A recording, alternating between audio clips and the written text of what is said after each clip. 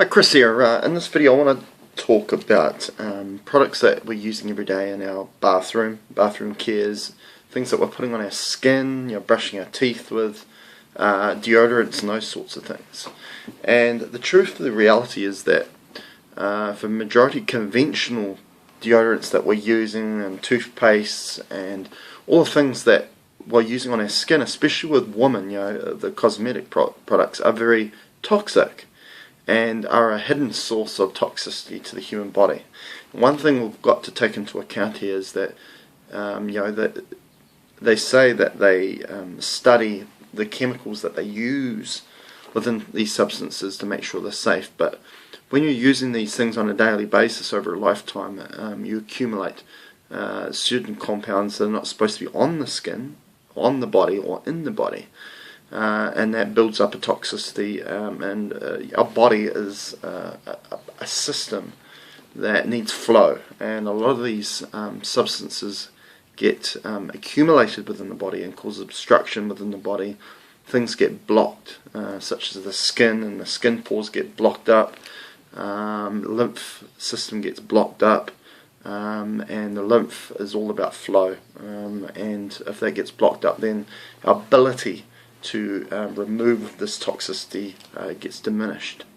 So I just want to do this video in regards to some of the products that I currently use and the things that I'm trying to do, and I'm always trying to improve myself. I'm just a student of this. I'm not trying to tell people what to do here, but I thought I'd do this video just to tell people what I currently do and the people that I'm looking up to in regards to trying to keep the skin healthy, because the skin is the largest organ we have, and it's one of the most important detoxification organs we have, and it needs to be open. The skin pores need to be open for it to be working effectively. So first of all, let's talk about toothpaste. Now, conventional toothpaste, one of the big compounds within it is fluoride, because they say that fluoride is good for the teeth.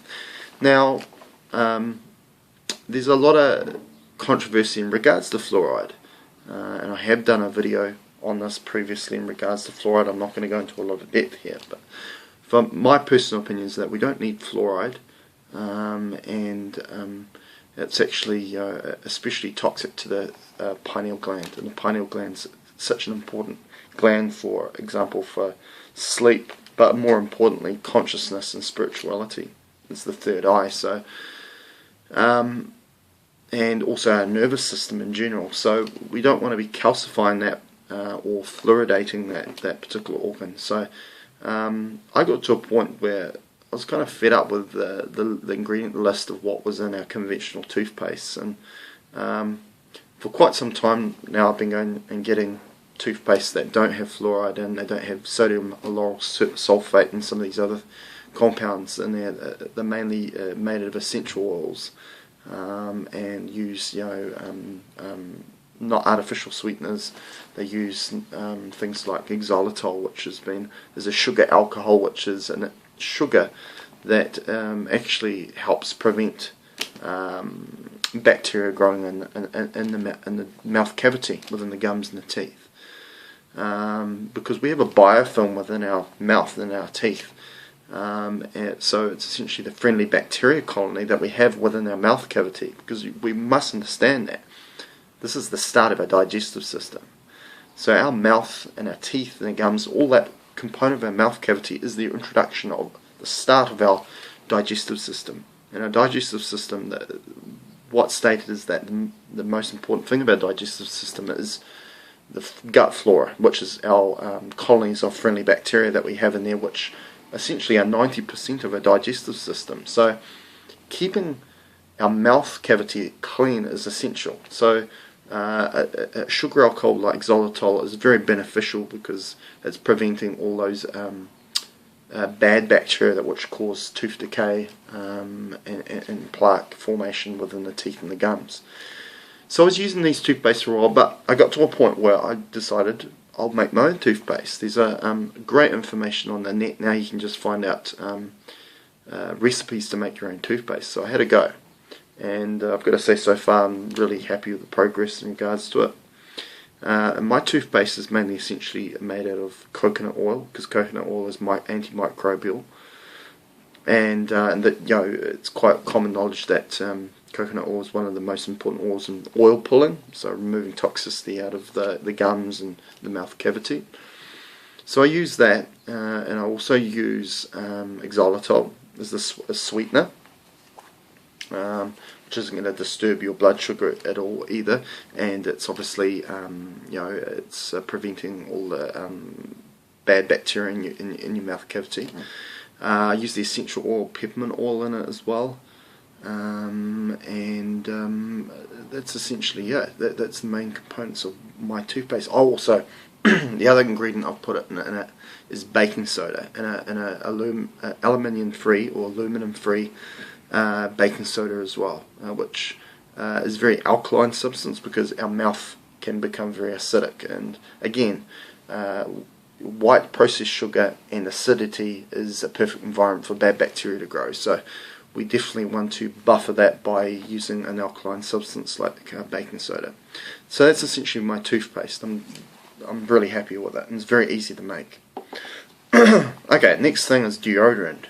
Now, deodorants, a majority of the conventional deodorants are antiperspirants. A lot of them are antiperspirants now. The main compound is aluminium or aluminum for my American followers. And a lot of the substances, we don't want heavy metals, you know, really in our body. We want to be detoxifying the heavy metals that we're accumulating every day, you know, the exposure within the air, the things that we can't get away from. We don't want to be burdening that and adding more toxicity. We need to be conscious and aware that, you know, heavy metal is probably not a good idea. So I've been buying a product, this one here. Here we go. Okay, so this is a deodorant by Biologica, and it's essentially made of essential oils. So the ingredients list: aloe vera juice is the first ingredient, and then purified water, and then there is some ethanol, so alcohol substance, because that helps push everything through, and then essentially it's all essential oils: lemon essential oil, rosehip essential oil, and a number of essential oils. So again, a deodorant, a great way to stop or prevent you having smelly sweat is stop eating garlic, white onion and green onion. And I got this information from a guy who I look up to in regards to skin health and detoxification. That's Dr. Robert Cassar. So I really recommend people look up him. And he finds that, you know, if you remove those foods, your sweat won't smell. And a few other things in regards to garlic. It really slows down the processes of the brain as well. It's obviously very good at blood purity, but it has some downsides to it as well. So, you know, I'm essentially using essential oils to buffer any smell that possibly is, but at the same time, there's no compounds within this deodorant that is actually going to block up those skin pores. And sadly, with a lot of antiperspirants and using aluminium conventional deodorants, we're blocking up our skin pores under the armpits, where there's a lot of lymph nodes, and all of a sudden when we block that up, then all of a sudden lymph nodes can become inflamed and our lymph system won't work effectively, and hence there can be a correlation between that and, you know, breast cancer for women, and a lot of other things. We're really plugging up a very important detoxification organ if we're using some of these deodorant and antiperspirants. So really look up that information in regards to that. So we're going to move on. Now, a lot of people are using, for me personally, I have curly hair, so I use gels in my hair to work through my hair, to contain the afro-ness of my hair, essentially. And again, you know, a lot of these hair gels and hair putties, the main ingredients of them come from the petroleum industry. So, you know, it's a lot of chemicals that you got to remember that the hair is living. It's not that it's just dead hair. This is living tissue. This is part of you. So whatever you're going to put in your hair is actually going to be absorbed into your body to a degree, and also within the scalp. So you don't want to be adding petroleum products through your hair and on your scalp, because you're going to absorb that, and what's underneath that is your skull, and underneath that, that's your brain. So you need to be aware of the toxicity of some of these products are. So at the moment I'm using a product called Rea's Natural Health Soap, and I currently live in New Zealand, so this company's in New Zealand, but please do your research in regards to what products you're using. You'll find a better product. And it's a hair styling gel, which is a strong hold for my type of hair, and the ingredients are spring water, gums, so like some of the gums that be used within the food, in food, such as locust gum, guar gum, xantha gum, and those sorts of things. So they use that in this product to have that hold quality to it. Aloe vera gel and fruit extract, so a lot cleaner source. I'm obviously going to look at better sources, maybe using coconut oil to do this, but at this point in time this does a really good job. This is the product here, and again, it's no petroleum chemicals or substances at all, no chemicals, so you really want to be going towards a cleaner source of that. Now, other things I like to do, big also with women, is moisturizers. And sadly, a lot of these moisturizers, they kind of get marketed and advertised of having, things like particular oils in it, and particular substances in it from nature. But when you actually look at the ingredient list, they're really low down on the ingredients list, and the majority of what's above it are chemicals. So such as sodium lauryl sulfate, and a lot of things that actually dry out your skin. So it may smell nice and it may do a good job initially, but in the long term it's actually going to destroy your skin and age your skin very quickly. So what I'm using currently is a blend of cacao butter or cacao oil, which is the oil that's extracted out of the cacao bean, which is chocolate, and a lot of people, there's a lot of mainstream products that use cocoa butter, but usually the source of cocoa butter they use is processed form. It's been heated heavily, and for me, I don't want that. I want the best, so I actually buy raw cacao butter, and then what I do is I blend coconut oil with it. So I'll put it on the stove, and I'll put it at really, really super low temperatures, because I don't want to heat it up very high. Just to the point where I can just start to melt it, and I blend in coconut oil in there as well. Again, both really great oils for the skin. Coconut oil is antimicrobial. It's also a great source of saturated fats, which, from the contrary to general information, saturated fat is very good for you if you get it from a great source, which coconut oil is. And I mix that with cacao butter, and cacao butter for any woman out there that's pregnant is great for preventing skin tags and skin tear marks and those sorts of things from being pregnant. And also it's a great moisturizer. So I use a combination of those two, and use that to moisturize my skin. Again, they're substances that I quite often put into food. So again, a great thing to go by is essentially what you put on your skin. It has to be something that you eat.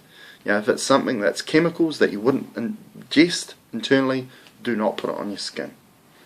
So the next thing I also use is a silica gel. I actually internally take silica. Silica is essentially the youthest mineral there is, and majority, I would say everyone, is deficient in this mineral. When I'm doing truly holistic appointments with people, this is the deficiency that comes out the most out of every person I treat, is silica deficiency, and the excess they usually see is calcium. And silica and calcium, silica cancels out the problems that silica counterbalances calcium. So if you've got bad calcification problems, silica will remedy that. And usually you've got high calcium because you've got very low silica. You've got a deficiency in silica. So what I do is I internally take silica as well. And silica is great for collagen and connective tissue. It's also good for your skin. It's good for your hair. So it's a beauty mineral. So another substance is a silica gel. I use a brand Orgono, which is Orgono. Again, I use the gel as well as a liquid substance to take internally, and I put that in my smoothies and so on. And it's great. It's very youthening, and it's great for the skin. The skin loves silica, and your connective tissues love silica as well. So I use this gel on my skin as well. And another substance I use is magnesium oil, pure magnesium oil, and this product is Life Flow. And again, magnesium is a mineral that majority of us are deficient in, again because of too much calcification. Now, what I do need to say about calcification problems is that we're being told to consume these certain products because calcium is so important. Well, majority of the time we're overdoing it. And we're eating bad sources of calcium that aren't being absorbed into where we need it, which is our bones. And if we get calcium in other parts of our body, then it causes obstruction and blockage. So, for example, arthritis is calcification, excess calcium within the joints. Psoriasis of the liver is a calcified liver, calcium within the liver. All these skin conditions is usually calcification of the skin and the tissue underneath it within the lymph system. So a majority of health conditions is caused because of too much calcium, and what buffers that problem is magnesium and silica. So I'm a big advocate of consuming products that have high silica. I use a substance which is concentrated mineral drops, which has 72 plus nutrients or micronutrients in it. But the main nutrient in that is magnesium, and magnesium is essential for many things. It's a catalyst for many reactions within your body. And I'm not going to get into too much depth. You can Google this in regards to do your own research in regards to magnesium. But magnesium is all about keeping everything supple, same as silica, keeping muscle tissue nice and soft, where calcium always hardens. It's a hardener.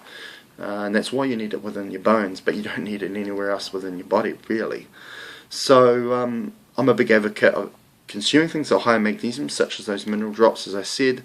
Magnesium is also found in chocolate. Chocolate is one of the highest forms of magnesium, the cacao bean, as well as green leafy vegetables, but I'm also a big fan of using it transdermally, which is using the skin. And if you've got open pores and your skin is working well, it's a great way to absorb nutrition through the skin.